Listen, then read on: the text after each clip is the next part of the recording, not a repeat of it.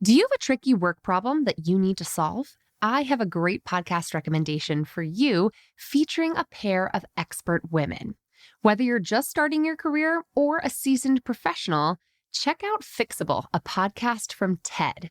Hosted by Harvard professor Frances Fry and her wife, leadership coach Ann Morris, the brilliant duo provide honest, actionable advice to help you navigate everything from a gaslighting manager to returning to work after parental leave. They'll leave you feeling empowered and ready to act. Listen to Fixable wherever you get your podcasts.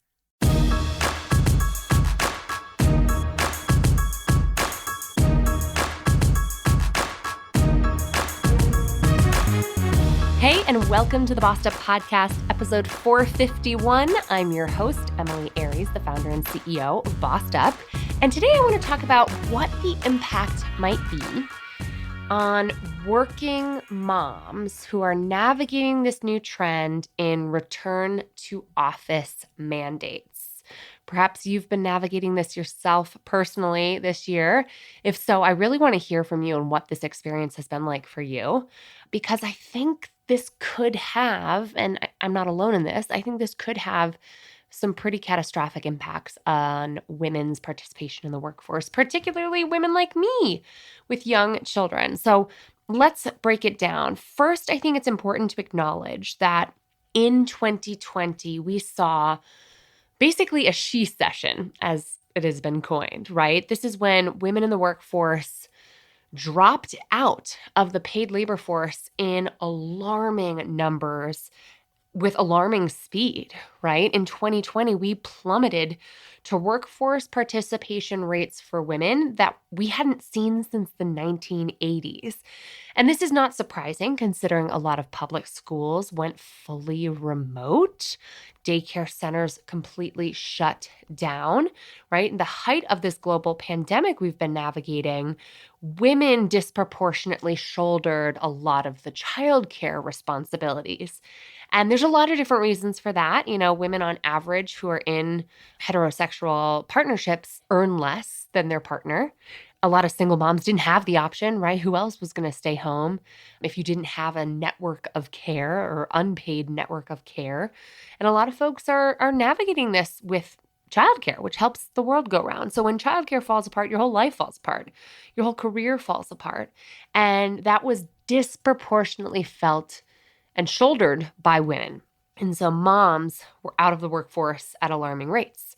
Now, fast forward to 2023, and women's participation rates in the paid labor force have come roaring back. In fact, as of 2023, I know technically we're in 2024, but a lot of the data we have to work on as of now is about 6 months old. So as of June 2023, it was really women with young children who were at the forefront of women's overall workforce participation coming roaring back. Brookings found that as of June 2023, 70% of women with kids under 5 were in the paid workforce, which is actually an all-time record because back in 2019, even prior to the pandemic, that number was only 68.9%. So women on the whole are reaching brand new records when it comes to workforce participation. And the main difference has been that impact has been made by women with young children. And so when you look at that data, a lot of what people point to as to why this is happening, because it's not like we've had a federal, system of quality, affordable childcare implemented, right? It's not like we've had other systemic factors solved for. What folks time and time again point to is the rise and increase in flexible work options, particularly in a very tight labor market where employers were willing to be creative and be flexible in order to get talent in the door. Now, when you look at the numbers around flexible and remote work, that is particularly valued by moms. So while on the whole, the majority of working Americans do support hybrid work schedules, about 68% of them do, and another 64% of working Americans value the option to work from home, It's even more important to working moms. 77% of working moms support hybrid schedules, and 74% of working moms support working from home. So while the vast majority of all working Americans care about those flexible options, that's particularly valued by and it's seen as important by women with children. And this all comes from a Bankrate study that also found, and as of just about 6 months ago when they took this survey in 2023, that 78% of working women with children under 18 are willing to make sacrifices to have access to a hybrid work schedule or working from home. So that might mean, making concessions around pay, making concessions around industry. Like maybe it's, they're accepting jobs they wouldn't otherwise be interested in because they offer the work from home or hybrid schedule. So economists and social scientists are looking at all of this data and saying, okay, we've seen women come roaring back in the past 3 to 4 years into the paid workforce, led by women with young children and led by moms overall, who tend to value flexible and remote work options even more so than the average American, the average working American who also cares about those things.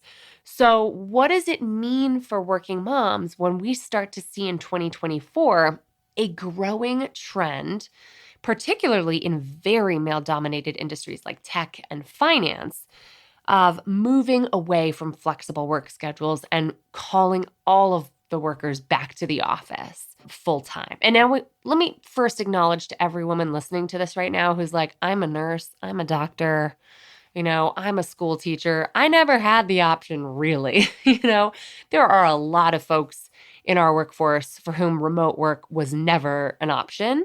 And so I don't want to, ignore that fact. But when we see tech companies, when we see engineering companies, when we see finance companies that have flexed their work schedule options to meet even record profits in the past 3 years with a flexible workforce, a remote workforce that has helped deliver those results, and they're now calling people back to the office 5 days a week, that is very troubling to a lot of people. And I'm sure I'm not alone in being concerned, particularly for what that might spell for women with children, moms in the workforce. To give you a sense of the decline and sort of the impact of the movement away from flexible work, there was some really interesting data that just came out from Indeed, one of the largest job platforms for job seekers in the world.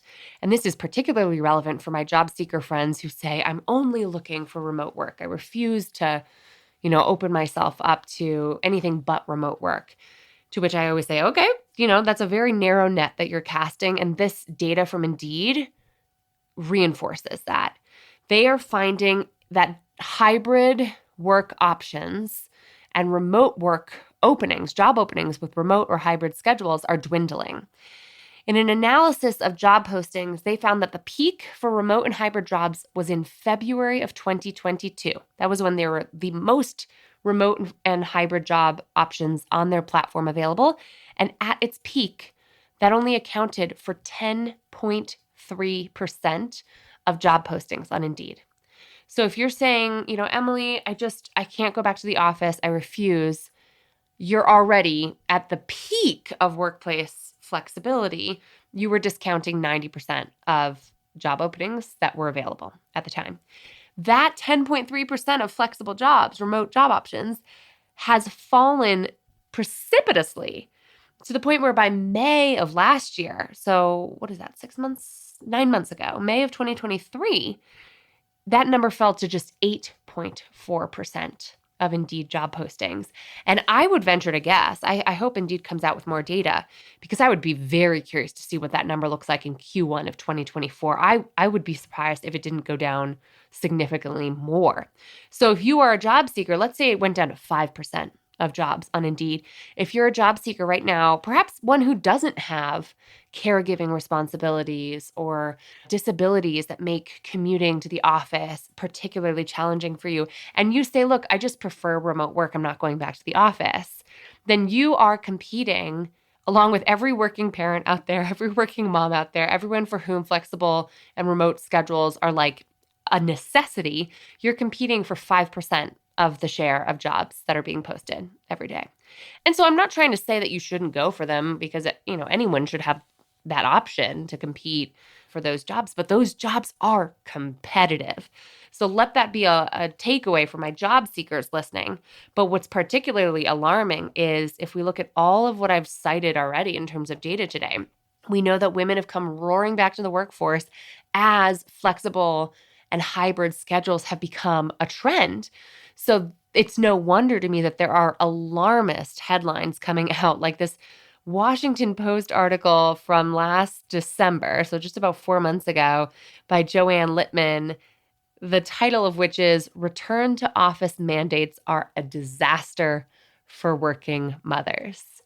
And I think a little bit of that is hyperbole. I hope it is, at least, because her piece opens up by saying, how soon we forget. At the start of the COVID pandemic, women were pushed out of the workforce at an alarming rate, sparking a full-blown she-cession. There were dire predictions that it would take years to recover from the drop. And then she goes on to say, today, not only has that trend reversed, but women have roared back. And I'm thinking, is this just another hyperbolic panic that feminists are having? Or is this, is this going to have a massive negative impact on women, particularly women with caregiving responsibilities, whether that's for aging parents or young children or middle school children or high school children or college-age children? Like, is this going to have the negative impact that people say it could? And I hope the answer is no. But I think the bottom line takeaways for me in looking at all of this data, I should probably name my bias here, by the way. My bias is that I'm not a big work from home fan, personally. Am I a feminist? Yes. Do I believe workplace flexibility is a feminist stance? Absolutely.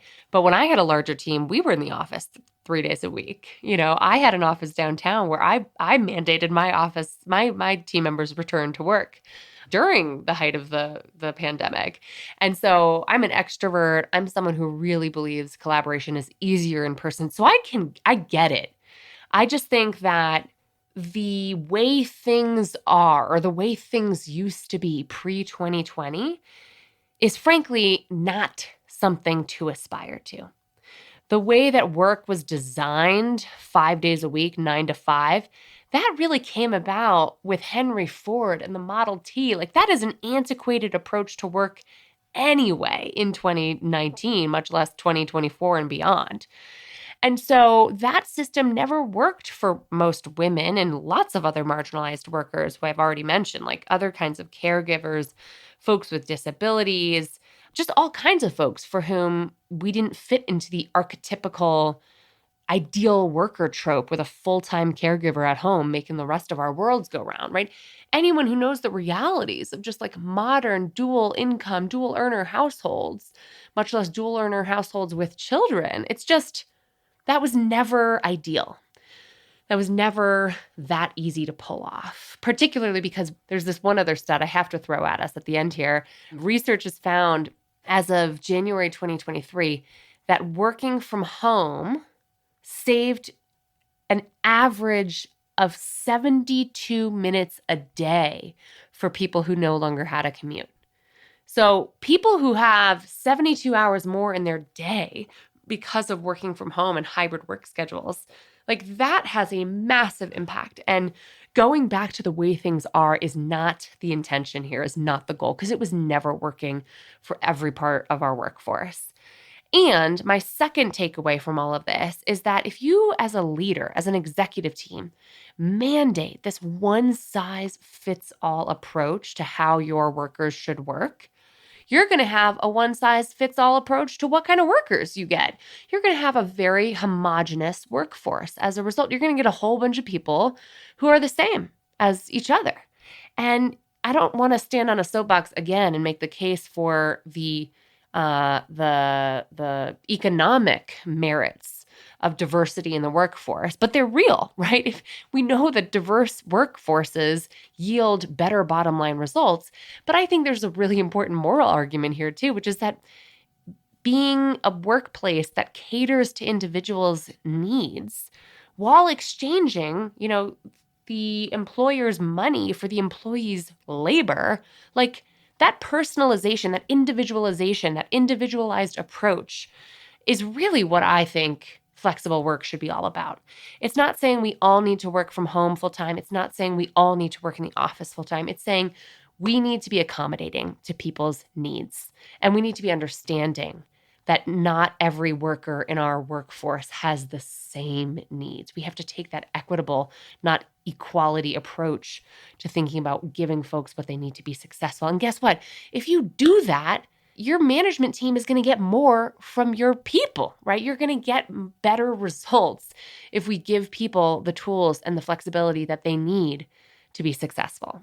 And so my final point and takeaway on all of this is this whole return to office movement impacts so much more, is so much bigger an issue than any one of our own careers or any one of our own employers' decisions, right? It's not just about how we as individuals are going to navigate this. This all goes back to broader systemic forces, which I've been trying to do a better job on this podcast of acknowledging and speaking about and connecting to what I'm sharing here, right? Like our action hub at bossedup.org/take-action goes into more detail on some of these big policy initiatives. But when we talk about returning to the office and how it's going to disproportionately negatively impact women with children, we can't not talk about quality, affordable childcare. If our country cared about quality, affordable access to childcare, these smaller issues, which are still big, but these issues would be mitigated. Working parents' lives would already be more plausible with or without hybrid and remote work options. If we had tackled as a society, as a country, equal pay for equal work in a real way, if we had more women breadwinners, if we had more women who were earning equal pay for equal work, then we wouldn't have seen so many women make the calculation that they're going to be the ones to stay home to take care of their kids in 2020 because, my husband's salary or my partner's salary is greater than mine. So it makes sense that I'm going to take a back seat, which is a calculation I hear peers of mine and all kinds of people make every single day.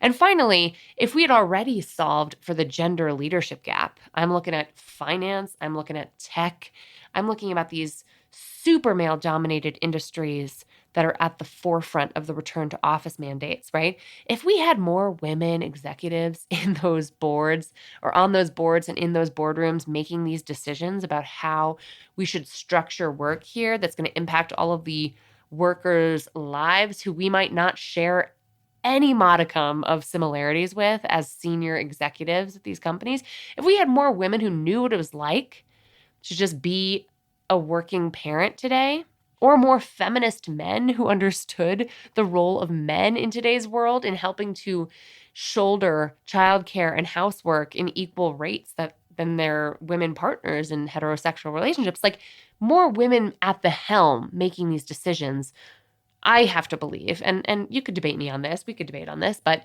I believe would make us have more equitable and inclusive approaches to how we're making these decisions. So would we even have the return to office mandates that we have today? I don't know. So, it's not this, I don't want to end on too depressing a note, but I just want to remind us that all of this drama that's playing out on the stage of capitalism is happening on the backdrop of a society, of a country that has yet to meet mothers, working moms in particular, their basic needs, like affordable quality childcare, equal pay, and closing the gender leadership gap. So I hope we can all advocate for flexible work options that work for everyone in our workforce.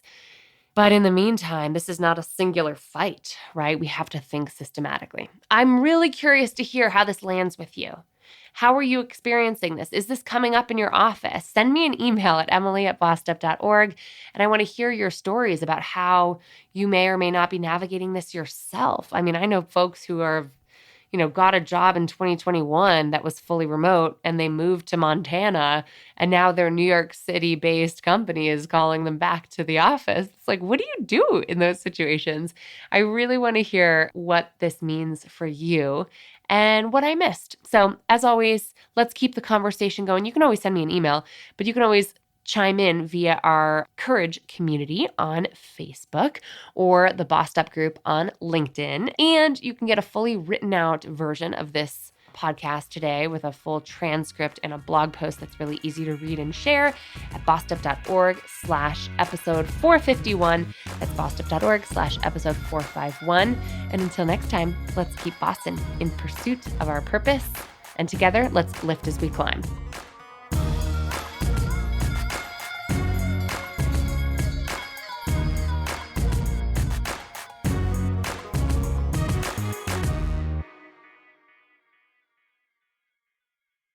Let's face it, speaking up at work can be really hard to do, especially for women and women of color.